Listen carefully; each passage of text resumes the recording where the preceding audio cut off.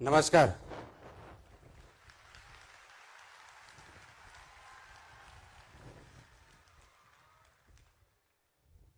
जवळजवळ 21 वर्षानंतर अमरावतीमध्ये परत कार्यक्रम घेण्यासाठी या ठिकाणी मी आलेलो आहे. ते आपल्या सर्वांच्या आशीर्वादानं, सर्वांच्या प्रेमानं आणि आपल्या आग्रहाखातर एवढ्या मोठ्या जनसमुदाय इथे आपण आलात. प्रथमतः आपल्या सर्वांचे मनापासून धन्यवाद. मला हे माहीत नव्हतं की अमरावतीमध्ये या कार्यक्रमासाठी मुंबई, पुणे, कोल्हापूर, सातारा, बीड या ठिकाणाहूनही अनेक जण येतील. परंतु अत्यंत मी भारावून गेलो आहे की एवढ्या मोठ्या प्रमाणामध्ये या ठिकाणी आपण सर्व महाराष्ट्रातून आलेला आहात. मला असं वाटतं की एवढं प्रेम खरोखरच त्याचा मी लायकीचा आहे का, हा प्रश्न मला पडलेला आहे.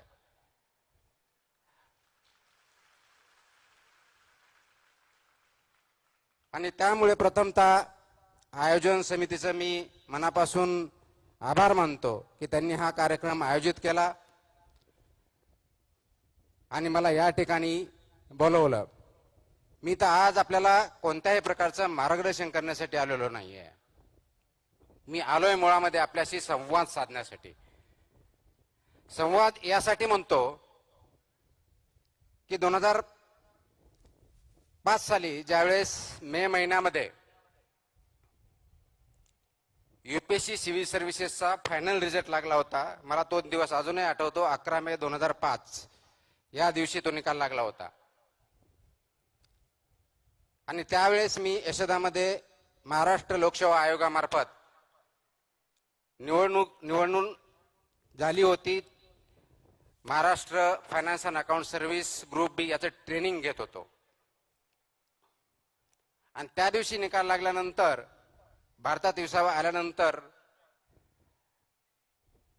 सर्वसाधारणपणे 4च्या आसपास मला तो निकाल कळला. आणि 3:59 बरोबर असलेले क्लास 1 अधिकारी, मी क्लास 2 होतो, अगोदर तुकाराम म्हणून हाक मारायचे आणि 4 वाजता सर म्हणून हाक मारायला लागले.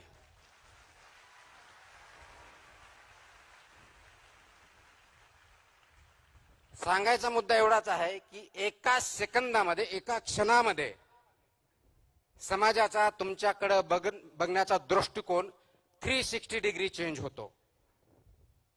ती ताकद विचारामध्ये असते, आचरणामध्ये असते आणि परिस्थिती बदलण्यामध्ये असते. परंतु आपल्याला यश आलं, एखादं पद प्राप्त झालं, एखादी रँकिंग आली म्हणजे आपण कशाही परिस्थितीत धुरळून जायचं नसतं. आपला जो बेस आहे, आपले जे तत्व आहेत, मूल्य आहेत, याच्याशी कशाही परिस्थितीत कॉम्प्रोमाइज करायचं नसतं. आणि तोच धागा धरून महाराष्ट्रामधल्या अनेक जिल्ह्यामध्ये मी फक्त आणि फक्त त्यावेळेस आपल्यासारख्या तरुणांशी, जे पालक आहेत त्यांच्याशी संवाद साधण्यासाठी वेगवेगळ्या ठिकाणी गेलो. कारण माझी जॉईनिंग मसुरी इथल्या अकॅडमीमध्ये, नॅशनल अकॅडमी ऑफ ॲडमिनिस्ट्रेशन ज्याला आपण म्हणतो, ज्या ठिकाणी आमचं ट्रेनिंग होतं, ऑल इंडिया सर्व्हिस आणि सेंट्रल सर्व्हिसेसचं फाउंडेशन कोर्स होतं, ते ऑगस्टमध्ये जॉईन व्हायचं होतं. त्याच्यामुळे मे ते ऑगस्टच्या दरम्यानचा जो कार्यकाळ होता, त्या कार्यकाळामध्ये महाराष्ट्रातल्या जवळजवळ 15 जिल्ह्यामध्ये मी अनेक कार्यक्रमांमध्ये सहभागी होऊन संवाद साधण्याचा प्रयत्न केला. आणि त्याचाच एक भाग म्हणून अमरावतीला त्या काळात मी आलो होतो. त्यावेळेसही अमरावतीमधल्या कोणत्या तरी एका हॉलमध्ये आमचं इंटरॅक्शन झालं. मला अजूनही आठवतं की त्यावेळेस मी पुण्याहून आलो होतो आणि पुण्याहून रात्री बसनी बसून, ज्या प्रायव्हेट ट्रॅव्हल्सच्या बस असतात पुण्याहून नागपूरला जाणाऱ्या, पुण्याहून औरंगाबादला असतील तत्कालीन, पुण्याहून अमरावतीला असतील, त्यांनी आलो होतो. आणि त्या ज्या ठिकाणी बस स्टँडच्या आसपास तिथं उतरल्यानंतर जे आयोजक होते त्यांच्याकडे, त्यांच्या स्कूटरवरती मी गेलेलो होतो. आणि त्यानंतर कार्यक्रम झाला. मला काही वर्षापूर्वी बातम्या आल्या, काही लोकांचे फोन आले की अमरावतीमधली एक विद्यार्थी त्यावेळेस माझं भाषण ऐकण्यासाठी आली होती. तिने काही भाषण ऐकलं होतं, 4थी 5वी काहीतरी वर्गात होती. आणि तिने त्याच्यातून प्रेरणा घेऊन UPSC करायचं ठरवलं आणि गेल्या 2-3 वर्षापूर्वी इंडियन रेव्हेन्यू सर्व्हिस याच्यामध्ये त्यांचं सिलेक्शन झालं. ही अत्यंत गोष्ट चांगली आहे. त्याचं क्रेडिट मला जात नाही, त्याचं क्रेडिट त्या विद्यार्थिनीला आणि त्यांच्या पालकांना जातं. आजही आपण 21 वर्षानंतर मला इथं बोलवलं म्हणून मला त्या आठवणी जाग्या झाल्या, म्हणून मी तो त्यावेळेचा क्षण आपल्याबरोबर शेअर केला. परंतु गेल्या 21 वर्षाच्या सेवेमध्ये विचार करत असताना अनेक चढ उतार आले. ते प्रत्येकाच्या जीवनात येतात, कोणत्याही प्रोफेशनमध्ये येतात. विद्यार्थी म्हणून येतात, पालक म्हणून येतात, नोकरदार वर्गाला येतात, उद्योजकांना येतात, शास्त्रज्ञांना येतात, राजकीय व्यक्तींनाही येतात.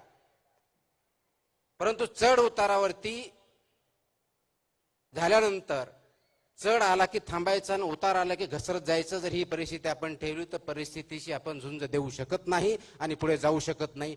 हा निश्चित मेसेज माझ्या 21 वर्षाच्या किंवा माझ्या टोटल वयाच्या जेवढे काय माझं वय झालेलं आहे त्या जीवनामध्ये मी पाहिलेलं आहे. आणि प्रत्येकाच्या जीवनामध्ये ज्यावेळेस चढ उतार येतात त्यावेळेस वाहत जायचं नसतं आणि वाहत जाणं हा सर्वात मोठा धोका आहे. आज आपण 21व्या शतकावर ज्यावेळेस बोलतो, चौथ्या क्रांतीची नांदी आपण ज्याला बोलतो, आर्टिफिशियल इंटेलिजन्स, मशीन लर्निंग, या युगामध्ये नोकऱ्यावरती खूप मोठ्या प्रमाणात गदा आलेली आहे असं आपण म्हणतो. विचार करा, 18व्या शतकात सुद्धा पहिली इंडस्ट्रियल रेव्होल्यूशन आली त्यावेळेस सुद्धा हाच प्रश्न होता की नोकऱ्या जातील, लेबरचं काय होणार. नंतर दुसरी इंडस्ट्री आली त्यावेळेस हे सांगितलं की आता ऑटोमेशन होईल, आता पूर्णपणे शेती उद्ध्वस्त होईल. तिसरी इंडस्ट्रियल रेव्होल्यूशन कम्प्युटरची आली त्यावेळेस सांगितलं गेलं की आता माणसाची गरजच राहिली नाही. आणि आता चौथी इंडस्ट्रियल रेव्होल्यूशन आली त्यावेळेस आपण म्हणतो की आता माणसाच्या बुद्धिमत्तेपेक्षाही मशीनची बुद्धिमत्ता पुढे गेली असल्यामुळं माणसाचं एक्झिस्टन्स राहील की नाही हाही प्रश्न आपण सध्या विचार करतोय, भेडसावतोय. कदाचित कम्प्युटर्स, IT, AI याच्यामुळे बुद्धिमत्ता वाढली असेल. प्रश्न बुद्धिमत्तेचा नाहीये. आज सर्वांना पडणारा प्रश्न आहे तो बुद्धिमत्तेपेक्षाही आपल्यामध्ये विवेक आहे का याचा. ज्ञान आहे का माहिती आहे, आणि माहिती आणि ज्ञान जर असेल तर विवेक आपल्याकडे आहे का. कारण माहिती तर आज आपल्या सगळ्याच्या मोबाईल फोनवरती आहे. आपल्याला जर आठवत असेल, आमच्या लहानपणी असतील, आमच्या अगोदरच्या पिढ्या असतील, त्यावेळेस बघितलं ज्ञान घेण्यासाठी, माहिती घेण्यासाठी ग्रंथालयामध्ये जायचं, तिथं पुस्तक वाचायचे, शिक्षकाबरोबर चर्चा करायची. एखाद्या गोष्टीचा रेफरन्स किंवा अभ्यास करायचा असेल तर कोणतं पुस्तक वाचायचे हे शिक्षकांना किंवा जे शिकलेले आहेत त्यांना विचारायचं. मग ते पुस्तक अवेलेबल आहे की नाही ते बघायचं, लायब्ररीत जायचं, ते शोधायचं, त्याच्यातला पर्टिक्युलर तो टॉपिक त्याच्यावरती वाचायचं आणि त्याच्यानंतर माहिती घ्यायची. हा प्रवास असायचा. एवढे कष्ट फक्त माहिती घेण्यासाठी असायचे. गावागावात न्यूजपेपर नव्हते, लायब्ररीज नव्हत्या. शाळेमध्ये जे शिक्षक सांगतील किंवा आपले जे पाठ्यपुस्तक असतील याच्यापुढे आपल्याला अभ्यासाचं वेगळं काही वातावरण नव्हतं. आज जगातली सर्व माहिती, फक्त जगातलीच नाही, अनेक शतकानुशतके याची माहिती किंवा पुढं काय होईल याची शक्यता हे आपल्या सर्वांच्या खिशामध्ये असतं, स्मार्टफोन. आणि एवढी माहिती आपल्या खिशामध्ये असतानाही आपल्याला अनेक प्रश्नांना तोंड द्यावं लागतं. तर ते का? माहितीसाठी नाही, माहिती तर भरपूर आहे. ज्ञानासाठी नाही, ज्ञान आपल्याला आपल्या गुगलवरती, मोबाईलवरती क्लिक केलं किंवा आता ChatGPT पासून AIचा वापर केला की ज्या सगळ्या प्रश्नाचे उत्तर भेटतात, पण ज्ञान पण भेटतं. मग अशा परिस्थितीमध्ये जन जी असतील किंवा आता नवीन जन अल्फा असेल किंवा त्याच्या अगोदरची जनरेशन असेल, यांनी करायचं काय? तुमच्या माझ्यासमोर प्रश्न पडतो, यांच्या नोकऱ्या जातील. याच्या अगोदर 3 इंडस्ट्रियल रेव्होल्यूशन झाला त्यावेळेस कुणाच्या नोकऱ्या गेल्या नाही, नोकरीचं स्वरूप बदललं. आजही तीच परिस्थिती आहे. आणि म्हणून ज्ञान घेण्यासाठी जी धडपड करावी लागत होती ती आता करण्याची गरज नाही, कारण ते तुमच्या पॉकेटमध्ये अवेलेबल आहे. माहिती गोळण्यासाठी तुम्हाला प्रयत्न करण्याची गरज नाही, कारण ते तुमच्या फिंगर टिप्स मध्ये अवेलेबल आहे. मग माहितीची गरज नाही, ज्ञान गोळा करण्यासाठी आपल्याला कष्ट करावं लागत नाहीत. पण या मशीन मध्ये, एआय मध्ये विवेक कुठं आहे? हा विवेक कुठेतरी लपून बसलेला आहे, कुठेतरी आढळून बसलेला आहे, आणि ते विवेकाची पोकळी निर्माण झालेली आहे. हा सर्वात मोठा प्रश्न आपल्या समोर आहे. इमॅजिन करा, रात्रीचे 11 वाजलेत. अमरावती असेल, नागपूर असेल, नागालँड असेल, मुंबई असेल, दिल्ली असेल, पॅरिस असेल, लाईटी बंद झाल्यात, सगळेजण झोपलेत. खेडेगाव असेल आणि त्या बेडवरती तरुण मुलं मुली पडलेले आहेत. निळसर रंगाची छाप आपल्या चेहऱ्यावरती दिसते आहे, ते मोबाईल ओपन करून, आणि मोबाईलवरती आपला अंगठा चालू आहे स्क्रोल करण्यासाठी. इन्स्टा असेल, फेसबुक असेल, ट्विटर असेल, स्क्रोल, हसतो, काहीतरी जोक असतो, स्क्रोल, राग येतो, अनएम्प्लॉयमेंट, स्क्रोल, कोणतरी नट नट येते, एकदम चांगलं श्रीमंत, मत्सर वाटतो, आईवडिलांसारखं येतो, त्याच्याकडे गाडी दिसते, कुटुंबावर बंगला दिसतो. प्रश्न पडतो, मी कुठं आहे? माझा मार्ग तर चुकला नाही ना? मी कुठं कमी पडतोय? लगेच माझं कंपॅरिझन सुरू होतं. पुन्हा बरोबर, मोठ्या गाडी बरोबर, हिरो हिरोईन बरोबर, फोटो जे खूप चांगले आहेत, सुंदर आहेत, अत्यंत अट्रॅक्टिव्ह आहेत, त्याच्याशी कंपॅरिझन होतं. आणि त्या मोमेंटला आपल्यामध्ये न्यूनगंड सुरू होतो. आज सर्वात मोठा धोका तरुण पिढीला आणि आई वडिलांना सतावत असेल तर आत्ताच्या पिढीमध्ये तयार झालेला हा न्यूनगंड आहे, आणि सर्वात मोठा प्रश्न आपल्याला सोडवायचा आहे. मग याच्यावरती अनेक वेळेस बोललो तर जनजी आळशी आहे, मोबाईल शिवाय त्यांना कळत नाही, रिअल वर्ल्ड कळत नाही, यांना माणूस म्हणून जगण्याची आवश्यकताच वाटत नाही, ते वेगळ्याच विश्वात राहतात, अशा प्रकारचं क्रिटिसिझम केलं जातं. आणि ते मला वाटतं योग्य नाही. आपण डिजिटल युगात राहतो, मोबाईल पासून दूर जाण्याची गरज नाही, पण कुठेतरी चुकतोय, तो कुठं चुकतोय हे बघण्याची गरज आहे. आणि म्हणून गरज कशाची आहे?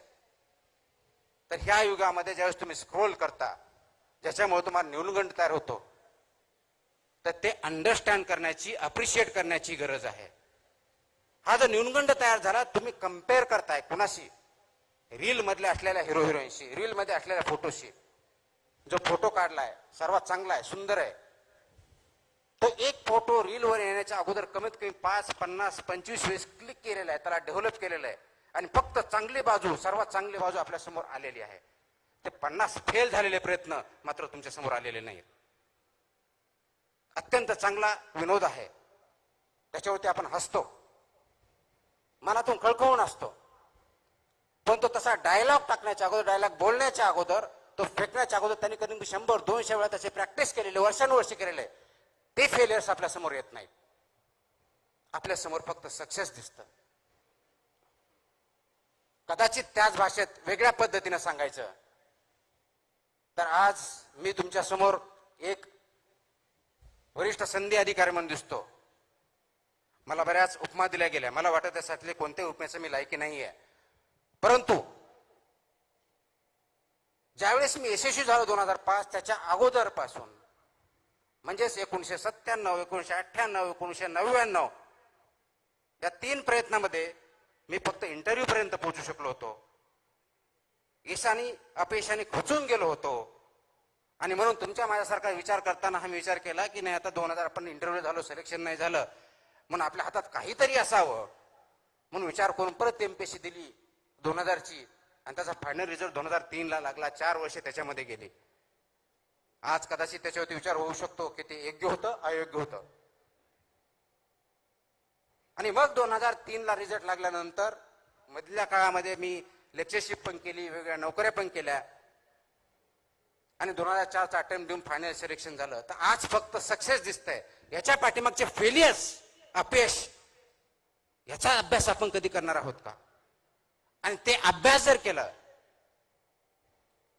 कारण आज कदाचित माझा फोटो तुमच्या समोर येत असेल, तुम्ही बघण्याचा प्रयत्न करत असेल, मीडिया छापत असेल, काही व्यक्ती बोलत असतील, कोणी चांगलं बोलत असेल, कोणी वाईट बोलत असेल, तर यश याच्या अगोदर अपयश यायलाच पाहिजे याची गॅरंटी नाही, आवश्यकता नाहीये. पण अपयश आलं आणि तुम्ही जर माझ्याशी कम्पेअर करायला लागले, त्या हिरोईनशी कम्पेअर करायला लागले, बिलियनरशी कम्पेअर करायला लागले आणि तो न्यूनगंड आला आणि त्या न्यूनगंडावरून आपण चुकीचे निर्णय घेतले, तर ते मात्र शोकातिंगा या समाजाची ठरेल, तरुण वर्गाची ठरेल. आणि ती शोकातिंगा आपल्या सर्वांना होऊन द्यायची नाही, यासाठी हा संवाद करणार आपल्या समोर आलेलो आहे मी.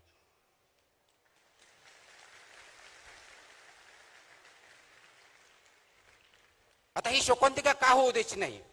कारण जगामध्ये जर बघितलं तर जनजी ज्याला म्हणतो आपण, सर्वसाधारणपणे 1997 ते 2012 ह्या काळात जन्मला आलेले हे सर्वजण अत्यंत तरुणाईत आहेत. जगामधला सर्वात जास्त तरुण पिढी भारतामध्ये आहे. आणि जगातली सर्वात मोठी संपत्ती आता कोणती असेल ते तरुण. आणि तेही असे तरुण ज्यांच्याकडे जिद्द आहे, ज्यांच्याकडे ज्ञान आहे, अपार कष्ट करण्याची तयारी आहे. असे तरुण आपल्याकडे असताना तरी त्यांच्यामध्ये नैराश्य, न्यूनगंड ही धोक्याची घंटा आहे. आणि धोक्याच्या घंटेला सर्व स्तरावरून आपल्याला काम करावं लागणार आहे. ते सामाजिक स्तरावरती करावं लागणार आहे, कौटुंबिक स्तरावरती करावं लागणार आहे, राज्य स्तरावरती, देश पातळीवरती करावं लागणार आहे. तुम्हा आम्हाला सर्वांना मिळून करावं लागणार आहे. आणि ते कोणतं काम असणार आहे काढून टाकतो मी. आवाज येतोय? हे जर करायचं असेल तर आपल्याला याच्यामधला विचार समजून घ्यावा लागेल. ही जी नवीन पिढी आहे याला जुन्या रूढी परंपरा मान्य नाहीत. आपल्या काळात आई वडिलांनी सांगितलं उभं राहायचं, त्यांनी म्हणलं हे योग्य, ते मान्य करायचं, त्यांनी सांगितलं हे योग्य, मान्य करायचं. आजच्या तरुण पिढीला, विशेष करून जनजीला हे मान्य नाही. आणि त्याचं चुकीचं काहीच नाही, कारण आपण वास्तववादी असलं पाहिजे. डिजिटल युगामुळे जगातल्या चांगल्या वाईट सर्व गोष्टी आपल्या समोर आहेत. त्याच्यातल्या चांगल्या गोष्टीला प्रवृत्त करणं, चांगल्या गोष्टी अडॉप्ट करणं, वाईट गोष्टीपासून दूर ठेवणं हे आपलं कर्तव्य असणार आहे. आणि या तरुण पिढीला हायरार्की मान्य नाही आहे, उतरण मान्य नाही आहे, तो अमुक एक नेता म्हणून मला मान्य नाही. हे सर्वजण नेते आहे, यांच्यामध्ये लिडरशिपच्या सर्व क्वालिटी भरलेल्या आहे. गरज फक्त आहे त्यांना योग्य दिशा दाखवण्याची. ती दिशा दाखवण्यासाठी आपल्याला काम करावं लागणार आहे.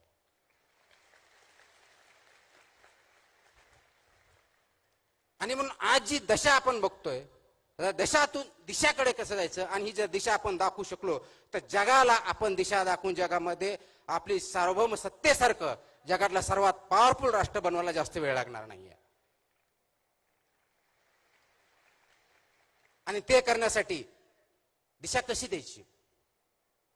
कुणी म्हणेल आम्हाला नोकऱ्या भेटत नाहीत. अग्रीड, नोकरीसाठी प्रयत्न केलेच पाहिजेत. नोकरीसाठी प्रयत्न करताना, कारण नोकरी भेटली म्हणजे फक्त तुम्हाला पगार भेटत नाही, त्या पगारावर तुम्हाला प्रतिष्ठा पण भेटते, स्टॅबिलिटी पण येते, विचार पण येतात. आणि सर्वात महत्वाचं त्या नोकरीच्या माध्यमातून असेल तुम्ही समाजाला कॉन्ट्रीब्यूट करणं, तुमच्या हातून चांगलं काहीतरी घडणं हे अपेक्षित असतं. त्यासाठी नोकरी आवश्यक असते. परंतु फक्त नोकरी एवढ्या पुरतं पाठिंबा न लागता नोकरी मागण्याबरोबरच नोकरी देणारे पण तयार होणं गरजेचं आहे. कारण ते सरकारी नोकरी असेल का प्रायव्हेटमध्ये, त्याला लिमिटेशन्स आहेत. म्हणून उद्योजक पण बनवावे लागतील. पण सर्वजण उद्योजक बनू शकत नाहीत. काही जणांना शास्त्रज्ञ पण बनावं लागेल, काहींना शिक्षक बनावं लागेल, डॉक्टर बनावं लागेल, इंजिनियर्स बनावं लागेल. वेगवेगळ्या क्षेत्रामध्ये संधी आहेत. परंतु सर्वात महत्वाची जी गोष्ट आहे ती फक्त नोकरी देणं किंवा नोकरी तयार करणं एवढी नाही, तर समाजामध्ये विचार करण्याची प्रवृत्ती जोपासावी लागेल आणि वाढवावी लागेल. कारण आज फास्ट फॉरवर्ड स्क्रोलिंग, व्हॉट्सअप आलं की पुढे फॉरवर्ड करणं, या युगामध्ये आपण विचार करण्याचं थांबवलं आहे. तर विचार जो थांबवला आहे त्याला थांबवून विचार करण्याची प्रवृत्ती वाढीस घालावी लागेल. त्यासाठी आज आपल्याला विचार मंथन करावं लागेल आणि ते आपण सर्वांमध्ये बिंबवणं गरजेचं आहे. आपण जीवनामध्ये काम करत असताना, लहानपणापासून मोठे होत असताना आई वडिलांबरोबर इंटरॅक्शन करतो, समाजामध्ये वावरतो, मित्रांबरोबर चर्चा करतो. दिवसभरातले 24 तास जे असतात ते कोणत्या ना कोणत्या कार्यामध्ये आपण मग्न असतो. ते काम असतं की नसतं भाग वेगळा, मग्न असतो. एक स्टडी आहे, त्या स्टडीमध्ये असं सांगितलं की इंडियामधला तरुण सर्वसाधारणपणे दिवसातले 7 ते 9 तास हा स्क्रीनवरती घालतो. 7 ते 9 तास. आता 7 ते 9 तास ज्यावेळेस स्क्रीनवरती घालतो, त्या स्क्रीनवरती एक स्क्रोल केल्यानंतर, एक अंगठाने एका बोटाने तुम्ही एक स्क्रोल केल्यानंतर किंवा फॉरवर्ड केल्यानंतर विचार करतो का की आज ज्या जोकवरती मी हसलोय त्याचं अल्गोरिदम ऑलरेडी तिथं टिपलं जात आहे. ज्या फोटोवरती मी नॉट लाईक म्हटलंय तो परत आपल्या समोर येणार नाहीये. ज्याच्यावरती मी टीका केली आहे ते रील्स मला परत भेटणार नाहीयेत. ज्याला मी लाईक केलंय ते सर्व माझ्या समोर येणार आहेत. आणि हे 2-3 दिवस झालं की आपल्या मोबाईलवर फक्त आणि फक्त आपल्याला जे आवडतं तेच रील्स यायला, बातम्या यायला, स्क्रोल्स यायला चालू होते. आणि मग आपण स्वमग्न होतो त्याच्यामध्ये. 2 तासाचे 4 तास, 4 तासाचे 9 तास, 9चे 12 तास काय होतात कळत नाही.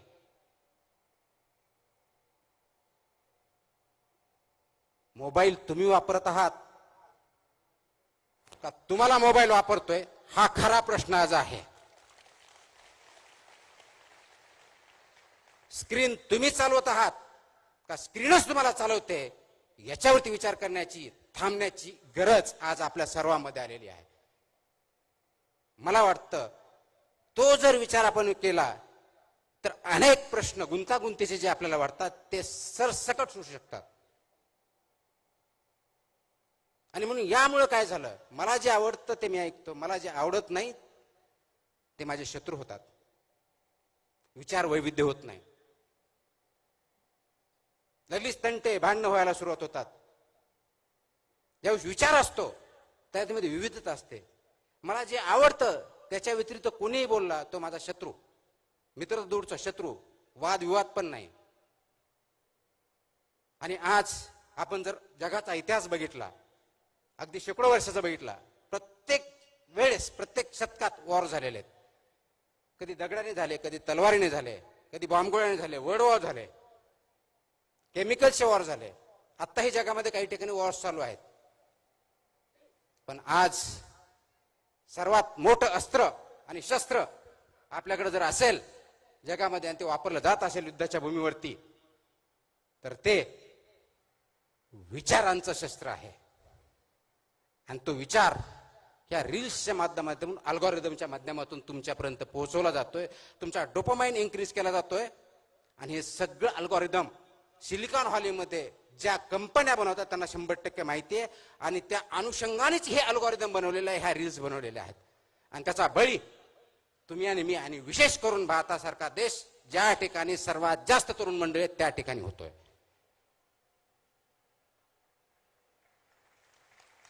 आपण गुलामगिरीच्या बद्दल बोलतो, मला स्वातंत्र्य आहे म्हणतो.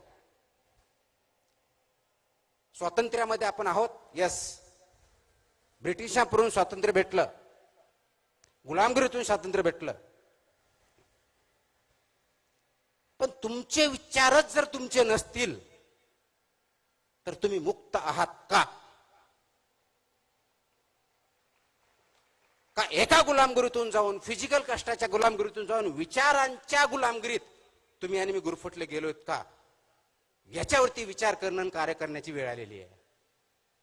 आणि ती आपण स्वतःहून ओढून घेतलेली आहे. त्यावरतीच आपल्याला सर्वांना काम करायचंय, जागं व्हायचंय, जागं करायचंय. आणि म्हणून अल्गोरिदम जे आपल्याला आवडतं तेवढंच न बघता, फक्त माहिती न घेता, फक्त नॉलेज न घेता, इथंच विवेक जागा करायचा आहे, इथंच विवेकवादी विचार करायचा आहे. इथं थोडं थांबायचंय, पॉज घ्यायचा आहे. मी अनेक वेळेस बोलतो, पॉज घ्या.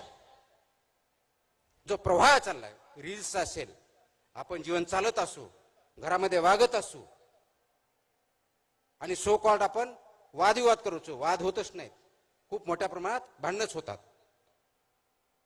विचारांची देवाणघेवाण होत नाही, फक्त देवाण होते.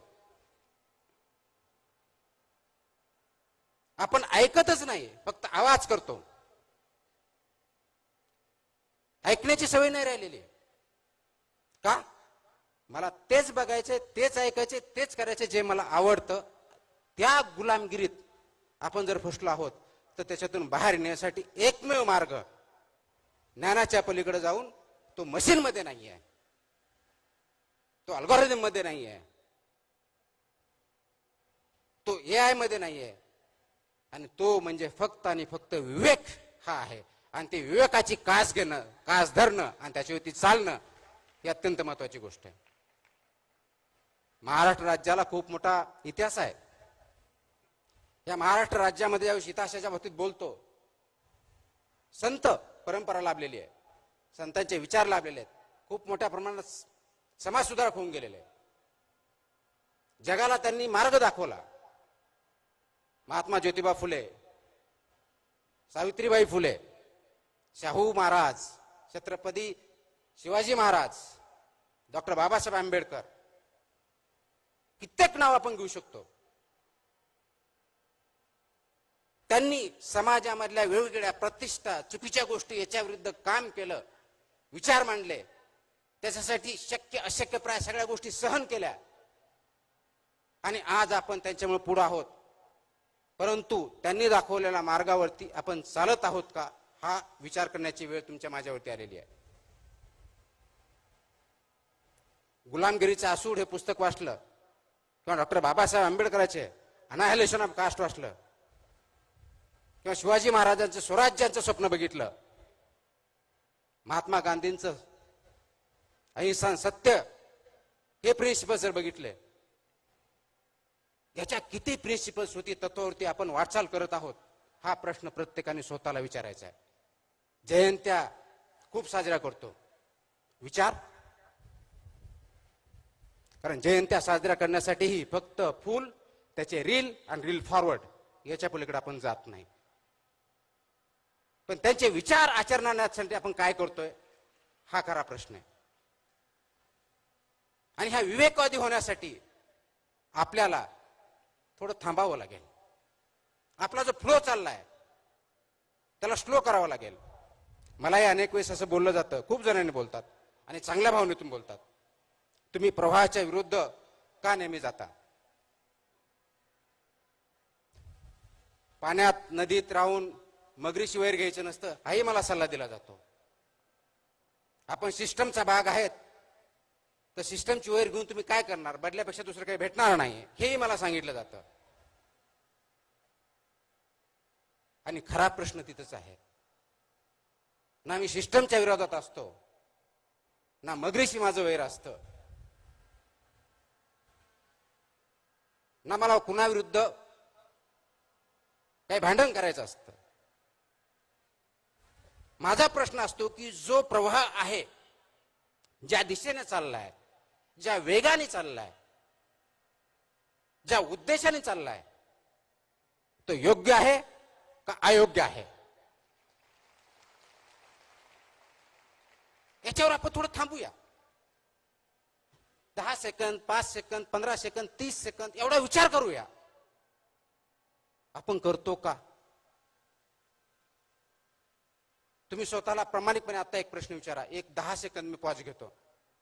तुमच्यापैकी किती जणांनी गेल्या 24 तासामध्ये, आय रिपीट, गेल्या 24 तासामध्ये स्वतःकरिता किती सेकंद दिलेले आहेत? I repeat my question. गेल्या 24 तासामध्ये स्वतःकरिता किती सेकंद दिलेले आहेत? आणि ज्यांनी खरोखर सेकंद दिले असेल त्यांनी मला हात वरती करून दाखव. किती हात आहेत? Not even 1%. Not even 1%. आणि स्वतःसाठी म्हणजे काय? पुढचा प्रश्न. विचार करण्यासाठी. स्वतःसाठी म्हणजे झोपण्यासाठी नव्हे. स्वतःसाठी म्हणजे भांडण्यासाठी नव्हे. आणि विचार कोणता? गेल्या 24 तासामध्ये माझ्यामध्ये स्वतःमध्ये अशी कोणती वाढ झाली ज्याच्यामुळं मी स्वतःला माणूस म्हणून संबोधू? असा किती जणांनी प्रश्न विचारला? गेल्या 24 तासामध्ये मी असं काय केलं की समाजाला काहीतरी मी कॉन्ट्रीब्यूट केलं, कुणाची तरी मदत केली, कुणाचा तरी प्रॉब्लेम सॉल्व्ह केला, कुणाला तरी आनंदी केलं? का? मी सिनेमाला गेलो, मी बघितलं, मी खेळलो, हा स्वतःसाठीचा वेळ नाहीये. तुम्ही 24 तासामध्ये किती ग्रो झाला, विचाराने असेल, आचरणाने असेल, कॉन्ट्रीब्युशन समाजामध्ये चांगला बदल घडवण्यासाठी असेल, किती जण प्रश्न विचारतात. आणि जर याचं उत्तर नसेल तर त्याचा अर्थ एवढाच आहे, तुम्ही माणूस म्हणून जगत नाहीत तर प्रवाहामधला एक ओंडका म्हणून जगत आहात. जिकडं वारं जाईल, जिकडं राहिलं त्या ठिकाणी काम करतायत.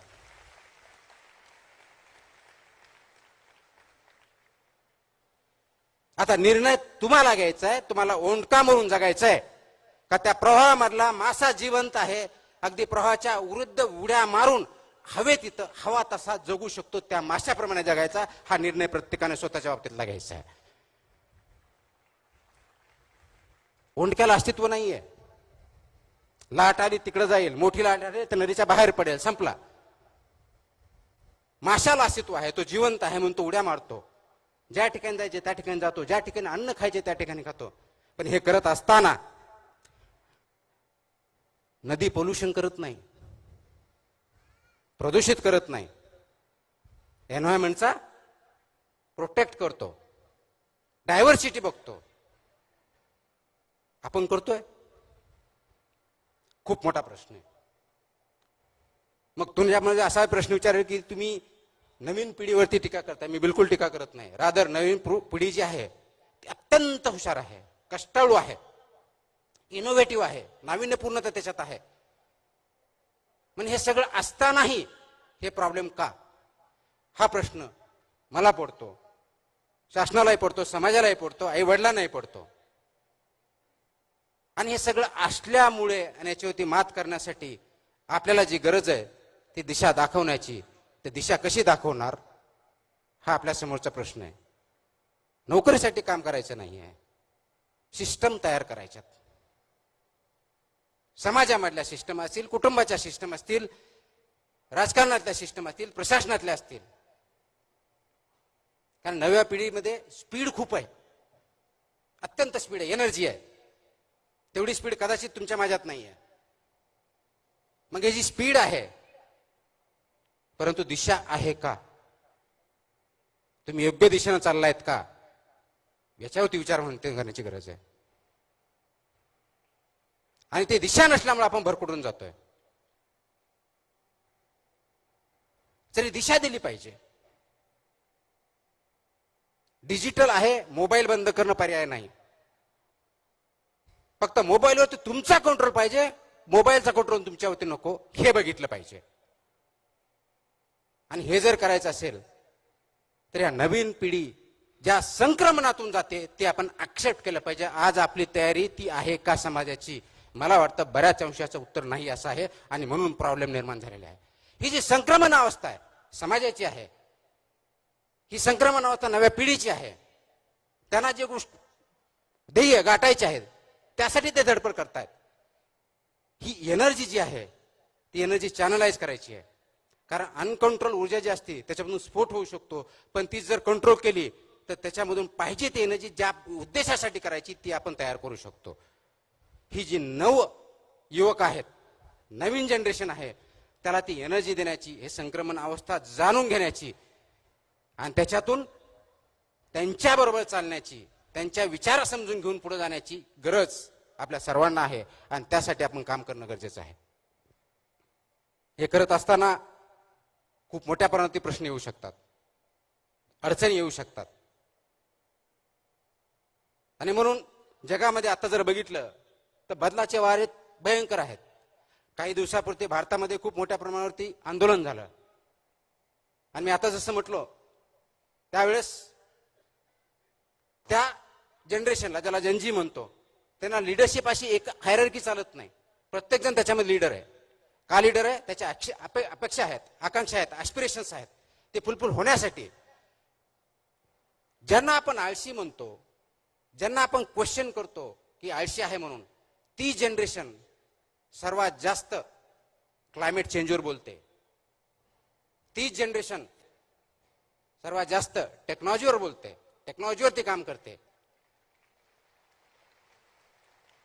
ती जनरेशन मेंटल इलनेस बंद ओपनली बोलते.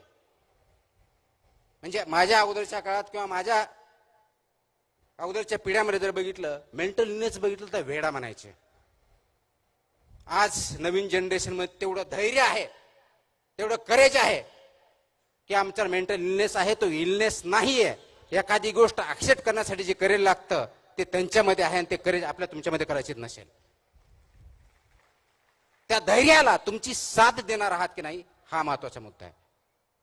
आणि मग जगामध्ये सर्वात मोठे जे प्रॉब्लेम आहेत, टेररिझम असेल, विचार वेगळ्या पद्धती असतील, क्लायमेट चेंज असेल, डिजिटल रेव्होल्युशन असेल, हे ऍक्सेप्ट करून ही जी एनर्जी आहे ती चॅनलाइज करायची आहे. आणि ती करण्यासाठी आपल्याला आज तुम्हा सर्वांना, नवीन जनरेशनला सुद्धा यशाची डेफिनेशन काय आहे याच्यावरती विचार करण्याची गरज आलेली आहे. आपण यश कशामध्ये मोजतो? यश कशामध्ये मोजतो? मोठं घर, भला मोठा पगार, मोठी गाडी,